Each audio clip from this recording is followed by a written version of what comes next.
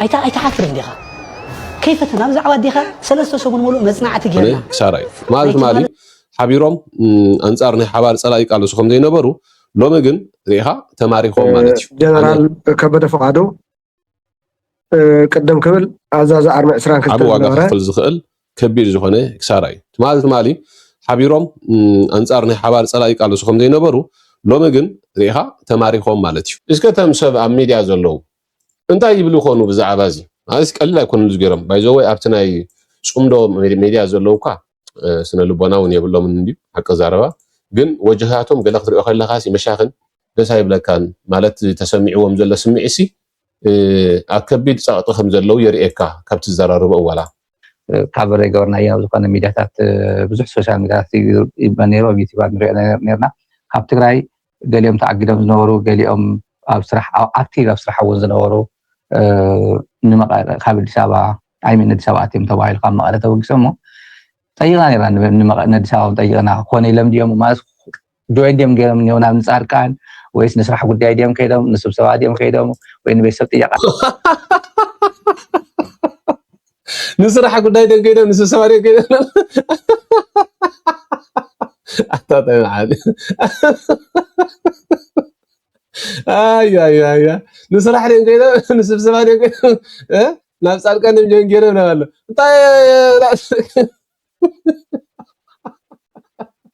الله استالي عقل زي ما تبغى انت نسرح لك هذا رباخه بعد قعش قبلت نسرح لهم كغدو ابي اب اسر بيت اشركم مصنيحكم حجي بحق مسبله سب دمص زكونو بواحد وط سبسي نسرح دين كيدم بلالو جنا بيت فردن قلم قصرا ناي حق غيرهم لو زنبرو اتاسقع خن زدهم تدايلكم عليهم كيدم انت ايلنا ون قالوا ون ابي سببوا طي راغن ايرخونا كرخونا يقالوا مسبت سونا رخونا كنفلط يقالنا زولنا لو ناي قال بيت طي نيرنا انتي بحال له وقت فوتو يا قلصني ها مقاله زخدو نيو مبزي استمني عفات راخيهم له زلك حبريتا انت ايو انا من مصصي حبريتا بلين كن اديس ابا زخدو رغاغزنا ولا بيت سونا رغاغزنا اديس ابا زلو لو نالو ناي قال يوم بفوتو نراغيص ولو فوتو بعلم زرق حمر ابيلم ولو ساون محيز كومبلينت قبر لزنبركا كيزات هذه قلصلصنا على زخي زله يمثل غدا فايستي لك حبريتا من حزبنا يعني لا ستالين ملا عالم زلهم تخاتل زارا ميديا ملا سراحتنا مرارحان بعلخاون زارا ميديا ملا ارتراون وتግራይውን ملا عالم زلهم تخاتل لكايت 10 حدا حكون كن نخل دقيمنا قعد سلنا وقعصحنا نمبل 50 عدن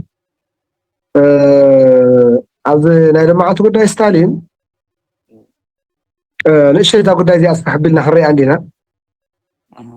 بيدم يوم تخكل يوم جنرال قوش قبره قدم كبل عزاز أرمى 15 زنبره جنرال كبد فقادو قدم كبل عزاز أرمى 20 زنبره سالساي كعا اي ثينك معارق بتخكل يفلطن عزاز كور زخونه لقاون قدم كبل ناي قدم تمخته انت كلهم قدم كبل يبلالو هاي من كذا كذا من كتريفكم على انت خريهم من تريفهم على كويس غير من زلان من تريفهم على فايزوي 10 تشعت لكم حلفتي كونريلات جنرالات قله كاون لعله خوينم جنيهم كالو سبات نو او حيد كاي مالخا 24 كبلخا انغنا 5 سوات وسيهم نم بلالي مزتر لهم مالتي ليست غيرهم على بسماتهم يا مزترهم لهم اسماتهم كيترفه ليست غيرهم زلو جنرال صدقان غبرتنساي نبر ايتاماجور جنرال سامورا يونس نبر ايتاماجور جنرال أببة تخلى هيمانوت جنرال ميجر جنرال زودو كيروس برغادر جنرال كبده فؤادو جنرال يوحنس منغاك برغادر جنرال تخلى أشبر برغادر جنرال قعش قبره برغادر جنرال كرزغاشر بين ودن طرو برغادر جنرال فسحه برغادر جنرال حلفهم كونريل برهه براخي ودرايا كونريل قبر يوحنس أباته ودباته كونريل سولومون تسفاي كونريل نغسه قبر چارقوس أبوي كونريل برهان آغو كونريل قبر غرغش عنداي كونريل قبرو غنا كونريل حلفهم محاري تنشن كونريل نغسه ولد غبريل ولغا كونريل قبر واحد حيلو ودغعي كونريل إياسو نغاش كونريل حلف كبده زرسعنا يهلو ديلو 10 جنرالات 14 خا كونريلات طلالا 24 مرحتي ماي وتهدرنا انا نزارجنا ትግራይ ሉዝ ዝገበረቶ ኣነ 19 ጸብጽበልኩም ነይረ 24 ኮይኖም እንድዒ ፍርቆም ደም ዋላ መብዛሕቶም ወጨም ዘለው ክንደይ ጀነራል ክንደይ ኮነረል ነይሮማ ማለት ትግራይ አይፈልጥን ከም ሓንቲ ክልል ሕጂ ትግራይ መን ሒዛ ተሪፋ ዝትሪዎ ዘለኹም ጀነራል በቀላይ መን በለዚ ጀነራል አረጋ ሒዛ ተሪፋ ትግራይ ማለት ነዚ ንበዓል እዚ ሒዛ ተሪፋ ናተይ ሞል ሮል ናተይ ኢሳያስ ሞል ሮል ናተይ ሞል ሮል በዓል እዚ ሒዛ ተሪፋ ማለት እዞም ኩሎም ዓበይቲ ሓለፍቲ ኣጥፊያ በዓል እዚ ሒዛ ተሪፋ ሕጂ በዓል ስታሊን ንስራሕ ለም ከይዶም ክንቀሳቀሱ ዋላ ገለ ትብሉ እዚ ታይ ንስራሕ ኢልካ ዘረባኺ ታይ ማለት ንስራሕ ኢልካ ንስራሕ ታይ ናይ ፍሉይ ሓይሊ ዝበሃል ኣዛዘ ዝነበረ እዩ ኣብዚ መኸተ ያው ወለጋ ከተልዕል ከለኻ ንቀበሮ ሜዳ ንወልድያ ኡታት ዘሎ 7 ሕጉም እውን ሓዊስካ ኣብቲ መኸተ ህዝቢ ትግራይ ዓብዪ ዝተዋፅኦ ዝገበሩ እዮም ኣብዚ ጉዳይ እዚኡ ንዝገበርዎ ፅቡቅ ነገር ንኣቶም እንተይኮንካስ ንህዝቢ ትግራይ ኢኻ ተመስግን ንሳቶም ከዓ ደቂ ህዝቢ ትግራይ እዮም እሞ እዚኣቶም ሰለስቲኦም ኣዲስ ኣበባ ከይዶም ኣለዉ ዝኸድዎ እውን ብነፋሪት እዩ ነፋሪት እዮም ከይዶም ኣብዚ 3 መዓልቲ እዚኡ ገሊኡ ብእግሪ ገሊኡ ብመኪና ለይትን ቀትርን ዓብዪ ምንቅስቃስ ከም ዝነበሮም እቲ ምንቅስቃስ ንሱ እውን ኣይዘር ካሊእ ልኡኽ ድዩ እኒሄስ ወይ ክኸዱ እዮም ዝብል እዩ ነይሩ ምግማት ዘይተኸኣለ እምበር ሓደ ነገር ሓድሽ ነገር ከም ዘሎ ይፍለጥ ነይሩ ምግማት ኣይተኸኣለን እምበር ይፍለጥ ነይሩ ኣይተገመተን እምበር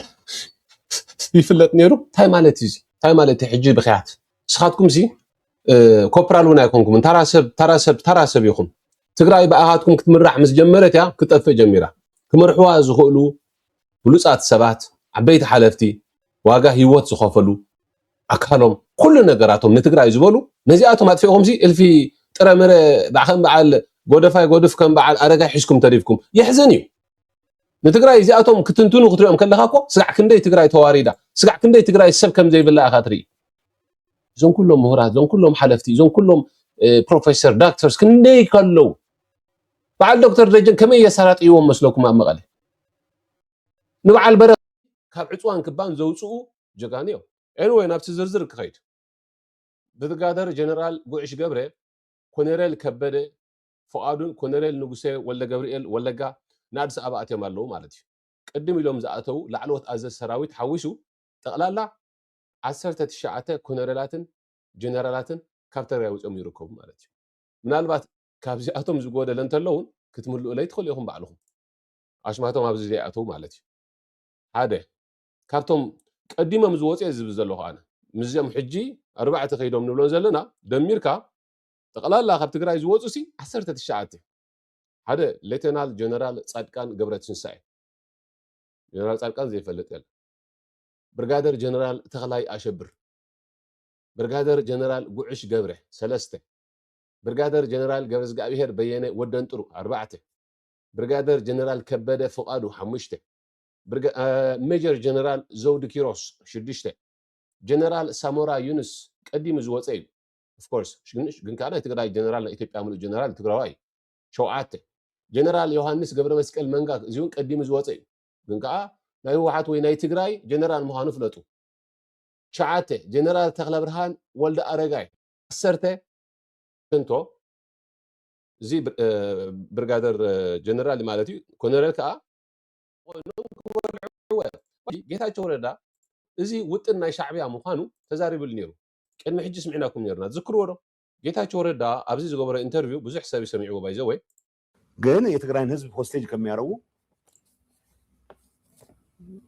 ወደሚፈልጉት ሀገር የሚሄዱበት ሁኔታ አመቻች ተብያለሁ አይፈልጉም ግጭትም ሊቀጥል ነው የሚፈልጉት የትም መሄድ አይፈልጉም ያው በግጭት የሚያተርፉት ነገር አለ ምክንያቱም ሁሉም ከፐርሰናል ህልውናቸው ጋር ነው የሚያይዙት ሁሉም ሶ እንደዚህ አይነት ኢንቫይሮንመንት ውስጥ አቋራጭ ባይዘው ወይ ሊስት አለው የኤርትራ መንግስት እኮ በቃ ሞርታል ኤኒሚስ ብሎ የያዛቸው እኮ አመራሮች ቀንዲ ጸላት ህዝሎም ሲ ሊስት አለው ኢሳያስ ከጥፎም ዝደለ ሓለፍቲ አማራሃ ናይ ትግራይ ሊስት ነይርዎ ነዘም ሊስት እዚኦም ሕዚ ጽምዶ ገይሩ ከዓ በህወሓት ገይሩ ከጥፎም ዝፈተነ የህወሓት ከፍተኛ አመራሮች ሞርታል ኤኒሚስ ያላቸው በተገኙበት ሁሉ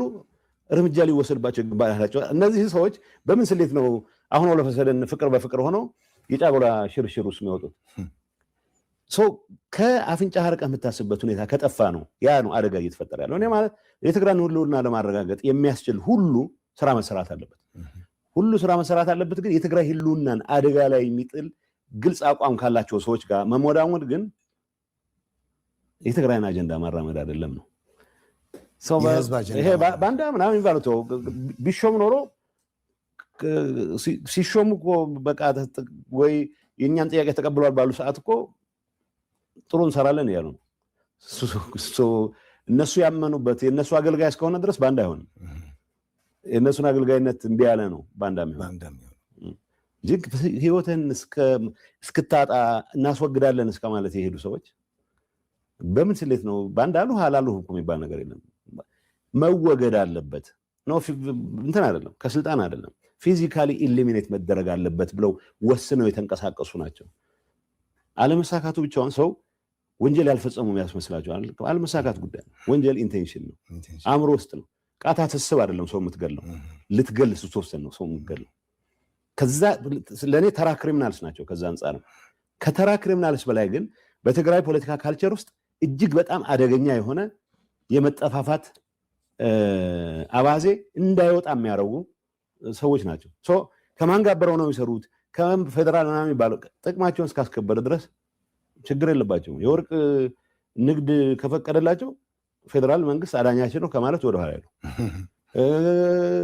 ሌላውን ትርምሱን ከፈቀደላ እንደዚህ አይነት ነገር ነው። ይሄ ትንታኔያቸው የውሸት ነው እንዳልኩ ነው። ከማንም ጋር እናበራለን የሚሉበት ምክንያት የትግራይን ጥቅም ማዕከል አድርገው አይደለም። የትግራይ ጥቅም የሚከበረው ከምንም ነገር በላይ የትግራይን ሁላን ማረጋገጥ የሚያስችል የህዝቡን አንድነት ማረጋገጥ የሚያስችል ስራ ከተሰራ ብቻ ነው። ይሄንን ለመስራት የፖለቲካል ኢንቫይሮንመንቱ ኢሴንሻሊ መቀየር መቻል አለ። ኣብዚ ጌታቸው ረዳ ሁሉ ገሊጹ ወይ